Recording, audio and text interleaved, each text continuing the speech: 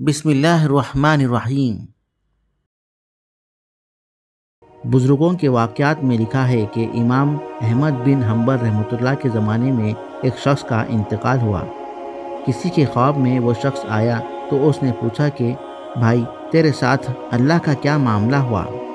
تو اس نے کہا کہ اللہ کے فضل سے میری مغفرت ہو گئی۔ پوچھا کہ کس بنیاد پر مغفرت ہوئی؟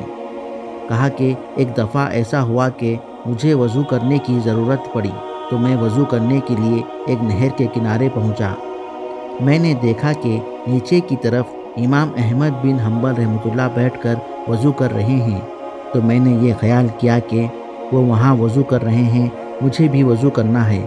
اگر میں یہاں بیٹھ کر وضو کروں گا تو میرا وضو کیا ہوا پانی ان کی طرف جائے گا اور ان کے وضو کے پانی میں ملے گا۔ یہ ادب کے خلاف ہے، اس لیے مجھے وہ جہاں بیٹھے ہیں اس سے نیچے بیٹھ کر وضو کرنا چاہیے۔ یہ سوچ کر میں وہاں سے اٹھا اور امام احمد بن حنبل رحمۃ اللہ جہاں بیٹھے تھے اس کے نیچے جا کر میں نے وضو کیا، تاکہ ان کا وضو کیا ہوا پانی میری طرف آئے گا تو مجھے بھی کچھ تبرک حاصل ہوگا۔ کہتے ہیں کہ اس ادب پر میری بخشش ہو گئی۔ اس واقعے میں غور کیجئے کہ اللہ والے کا ایک معمولی ادب کرنے کی وجہ سے اللہ تعالیٰ نے مغفرت جیسی عظیم دولت عطا فرما دی۔ جو شخص ہمیشہ ان کی اتباع کرے تو اسے کیا کچھ اللہ تعالیٰ نہیں دیں گے۔